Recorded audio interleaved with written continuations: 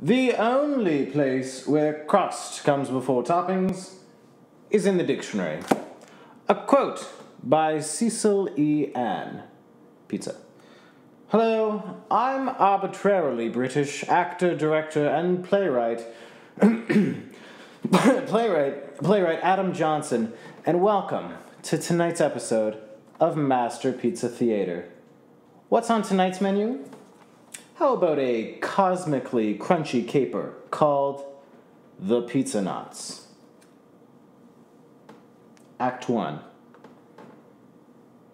One cold winter's day, the Youngs were out on the playground playing hockey with Matt, Shauna, Carol Ann, and Whitney. The Youngs had the puck, but Carol Ann was closing in fast. "Quick," yelled Matt, "do a slap shot like I taught you." The Young pulled back the stick for a big slap shot. The puck went through the air, past Whitney the goalie, and in the net. "And that's game," said Matt. 5 points for the Youngs, 4 for the teachers. You really saved the game with that last shot. Out of the corner of his eye, Matt saw one of the Youngs chewing. "Hey, no gum at school." The Young spat out the gum. "Sorry, Matt. It's a bad habit." Just then they heard the ding, ding, ding, ding of the PA system, and everybody hushed to hear the announcement. "Please pardon the interruption," said Valerie, "but could all of the Youngs please come to the front desk for a phone call?" The Youngs looked around, puzzled. They don't usually get phone calls. So all 19 Youngs marched into the school and down the hallway and crammed around the front desk. "Who is it, Valerie?" they asked. "He said his name was Sylvain Laporte," said Valerie. "Does that mean anything to you?" None of the Youngs knew that name.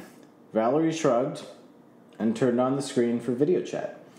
When the screen turned on, the Youngs saw Sylvain Laporte, a serious-looking man with a mustache and medals and badges all over his uniform. "Greetings, Youngs," he said. "You may not know me, but I know you. You're talented 5- and 6-year-old children, world-class in problem-solving, creativity, and intelligence. Moreover, I hear you have some experience in pizza-related adventures. You're the people we need for this job." But I'm getting ahead of myself. He paused to sip a glass of water.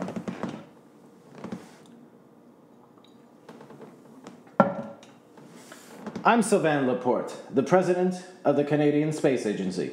We have a problem, and you're the solution.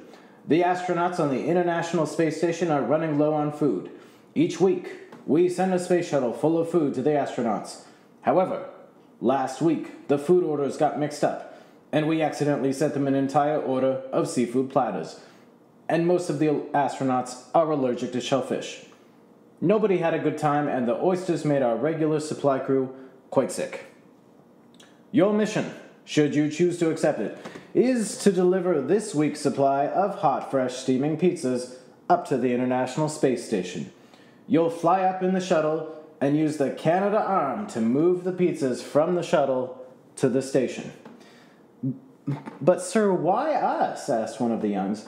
"I mean, we would be honored to do it, but aren't there professional astronauts for things like this?"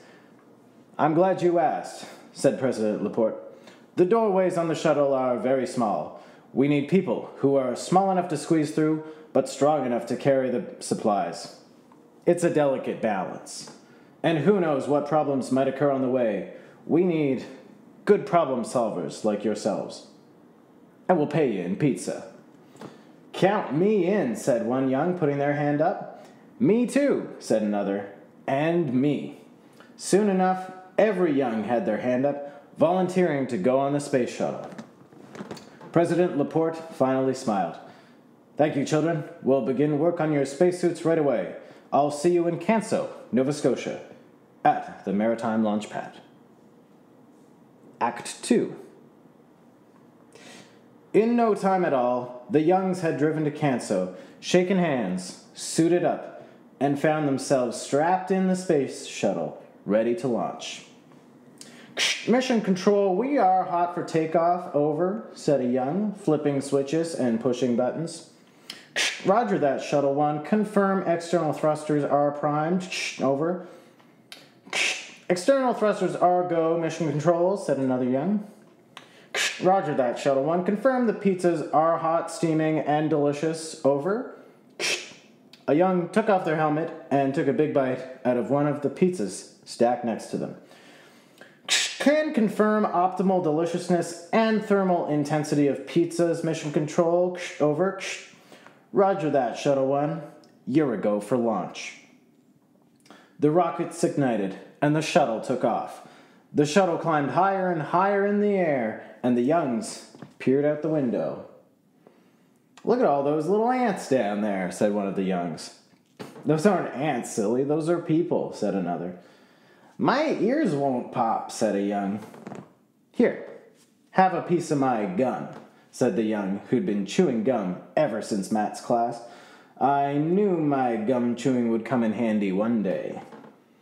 Soon enough, they could see all of Halifax, then all of Nova Scotia, and then all of Canada.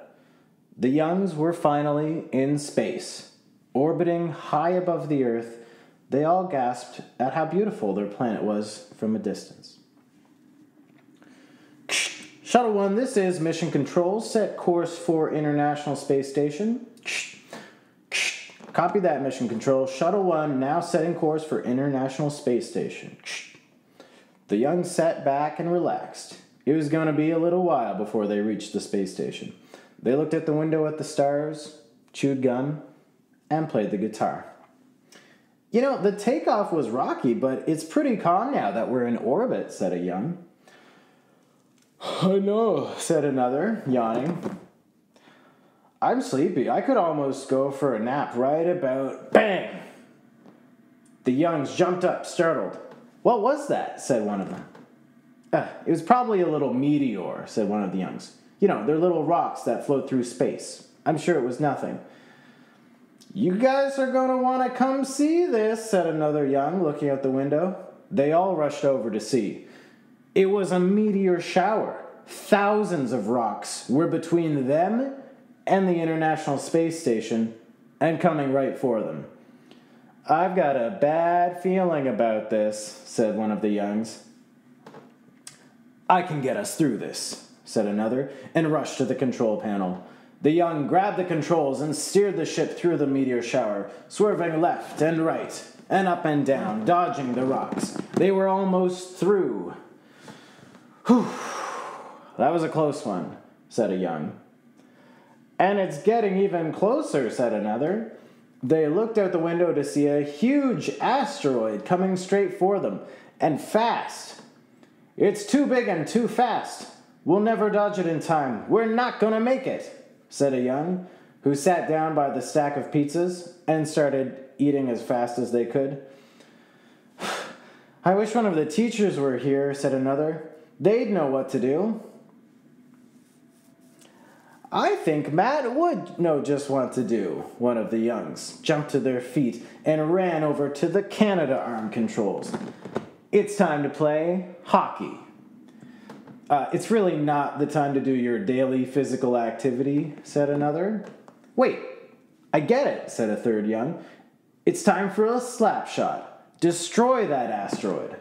The young at the controls pulled back the Canadarm and sent it swinging towards a small meteor. The meteor flew like a puck toward the giant asteroid and smashed right into it. Score! Yelled the youngs. But when the dust settled, it had only cracked the asteroid, not destroyed it. It's gonna need another hit, said a young. I'm trying, said the young at the controls, but I think the Canadarm's broken. Smashing that meteor really did a number on it. One of the hydraulic hoses detached. Don't worry, everybody, said the young who'd been chewing gum the whole day. I've got this. He spat the gum into his hand, put on his helmet, and opened the shuttle hatch.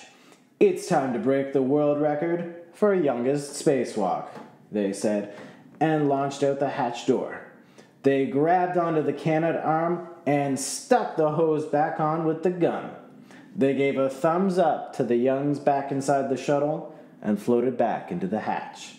The young at the controls wound up the arm one more time. "He shoots," he said, and sent a meteor flying towards the asteroid. A direct hit. The asteroid blew apart in a huge cloud of dust. "He scores!" he yelled. The youngs all cheered and blew through the asteroid cloud. No problem.